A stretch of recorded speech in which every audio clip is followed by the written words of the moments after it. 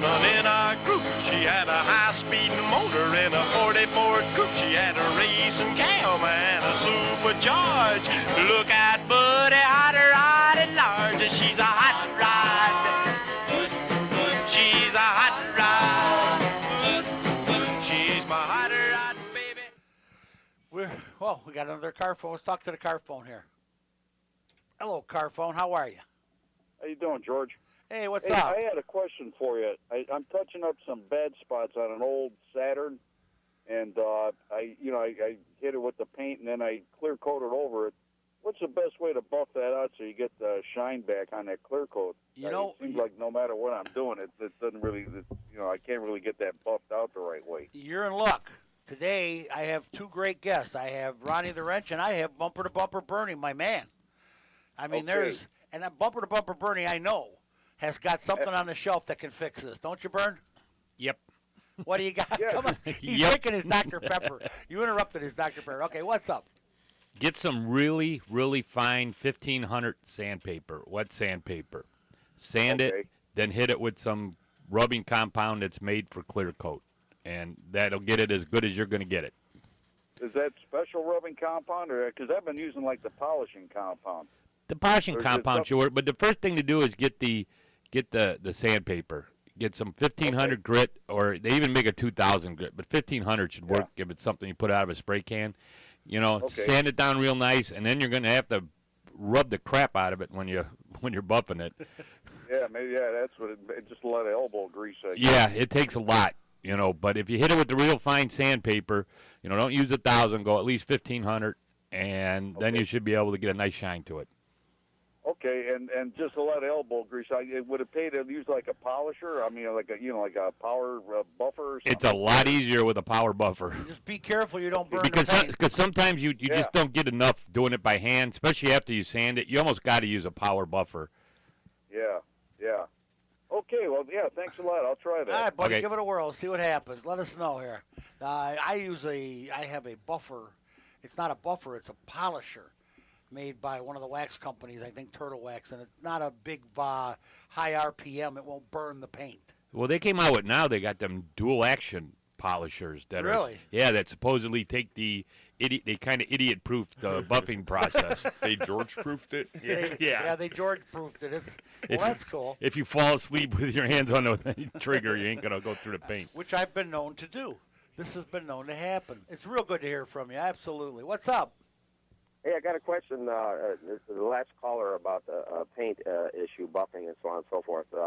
The wife was doing a little bit of spray paint work in the garage last year, so my truck was parked, of course, 15 feet away. Oh. And it's dark green, and she was using cream white spray, so you know where the overspray went. Wow, what a cool custom color she made for you. That's nice. What? Your truck's got to look great, huh? Yeah. And I'm just, it's a very fine, it's nothing heavy, but it's very fine overspray on it because it's buried. And I was fooling around with some goof off last week just on the one window here, and it came right off with that. And I did a little spot on the front fender, and it came off with that. But what about these clay bars I was seeing in the auto show stores? Yeah, this looks like another call for Mr. Bumper to Bumper Bernie. I've never used a clay bar. My son uses them, and if you get the hang of them on how they work, they're awesome.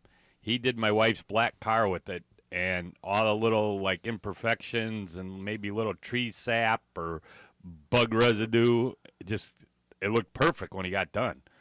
I've never used one because it just looks like too much work for me. Yeah. But, I think you're right about getting the knack on that. Yeah, because after you clay bar it, you got to wax it. So. And what another option is just like what you told the previous caller. Or is there something I could? Right. I did some by hand with the rubbing compound. It was a little too harsh.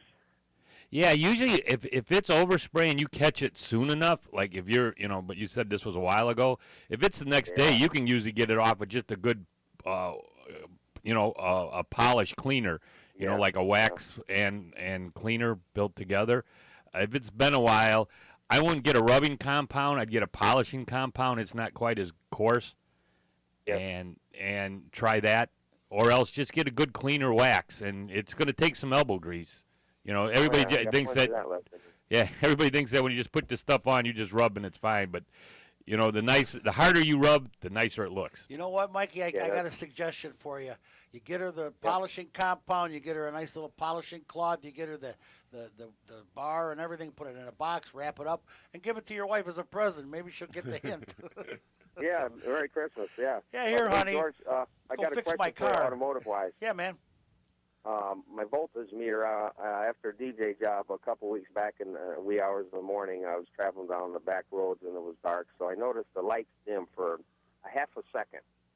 And then when I was at the particular stop sign, I was looking at the voltmeter, and I saw it kick back to the, it rides 2 marks past the 14 number on the dial, and it flicked back to the 1400, and as it flicked back, the peripheral vision caught the lights dim for that half a second again. Well, what might, the alternator's good, battery's good, is there something that's shorting out, perhaps drawing that needle back?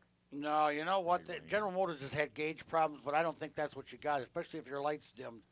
I think you have a problem in the alternator, and I think if we put it on an oscilloscope, I could show you the problem in the alternator. I don't think it's bad. I don't think it's not charging right now. It's probably doing its job, but you're looking for a failure down the road. It's coming. Hey, George, it could have been raining that day, too. Yep. You know what I mean? Yep. If it was raining, that will cause all kinds of stuff. Oh, yeah. Last night, my wife drove through a puddle coming home, and she gets home, and the lights are going brighter, dimmer, brighter, dimmer, brighter, dimmer, brighter, dimmer. This whole deal Like with one future. belt, one belt fits all, and it just doesn't. It hasn't worked right for a long time. Is this Mikey that used to work for Pepsi? Yeah, and I DJ'd with you at Harold's Club. Yes, you did. Oh, wow. Now there's a blast from the past. Oh, yeah. Yes. That was quite a jump in my career there, and Bernie kind of opened up a couple doors for me there, and the rest was history. And the fact I'm still DJing, I'm doing a wedding tonight at the old courthouse in Crown Point.